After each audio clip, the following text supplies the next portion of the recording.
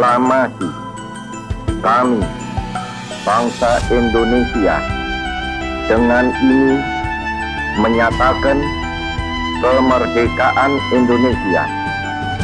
Hal-hal yang mengenai pemindahan kekuasaan dan lain-lain diselenggarakan dengan cara saksama dan dalam tempo yang sesingkat-singkatnya.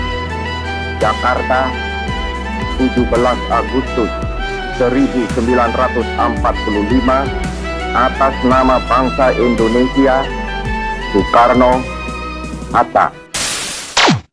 Assalamualaikum warahmatullahi wabarakatuh. Museum Mandala Wangsit Siliwangi, salah satu museum sejarah yang terletak di kota Bandung, tepatnya di Jalan Lembong. Museum ini sendiri menyimpan berbagai macam koleksi, terutama yang berkaitan dengan pasukan Divisi 3 Siliwangi, yakni salah satu kesatuan militer paling berperan dalam perjuangan kemerdekaan Indonesia, khususnya di daerah Jawa Barat.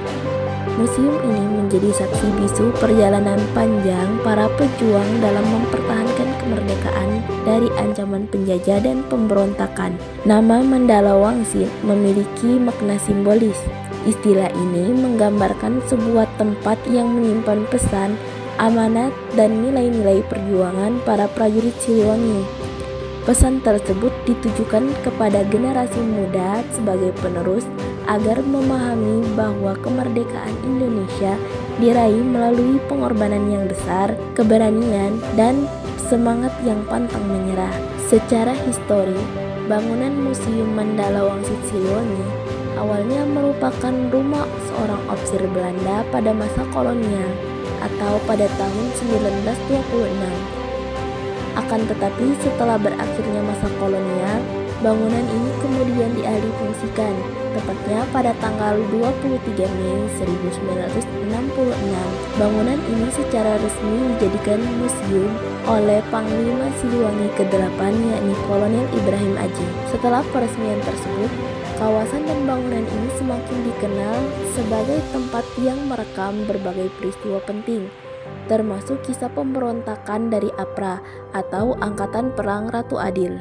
Pemberontakan APRA merupakan upaya kelompok bersenjata yang dipimpin oleh Kapten Raymond Westerling untuk mempertahankan kepentingan federalisme dan menentang integritas penuh ke dalam negara kesatuan Republik Indonesia.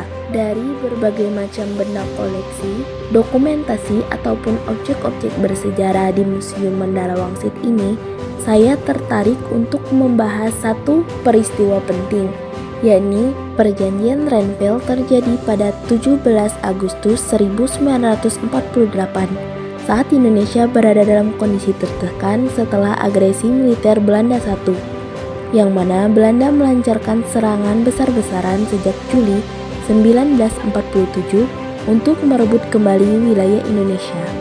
Banyak daerah yang jatuh ke tangan Belanda, sementara posisi Republik Indonesia semakin lemah, baik secara militer maupun diplomasi.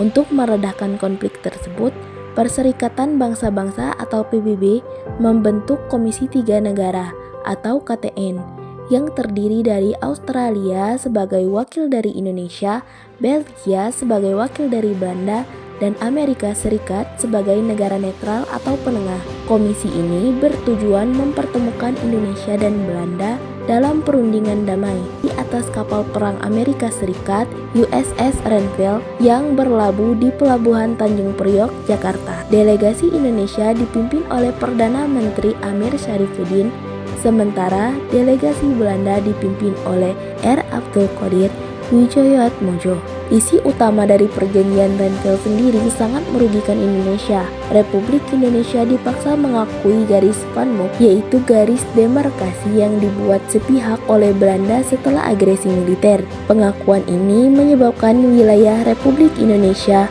menyusut drastis, sehingga yang tersisa hanya sebagian Jawa Tengah, Yogyakarta, dan Sumatera. Akibat perjanjian ini, pasukan Tentara Nasional Indonesia yang berada di daerah-daerah kantong kekuasaan Belanda harus ditarik mundur ke wilayah Republik. Penarikan ini dikenal sebagai hijrah TNI. Selain itu, perjanjian Renville memberikan peluang bagi Belanda untuk membentuk negara-negara federal, sebuah strategi politik untuk memecah belah Indonesia dan melemahkan Negara Kesatuan Republik Indonesia.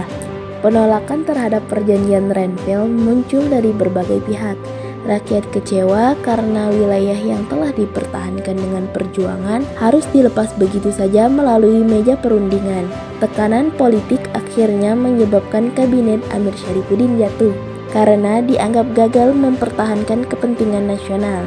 Perjanjian Renville ini memang memaksa Republik Indonesia menerima kenyataan yang pahit. Namun, dari keputusan yang tampak sebagai kegagalan, sebenarnya lahir salah satu simbol keteguhan paling besar dalam sejarah perjuangan bangsa.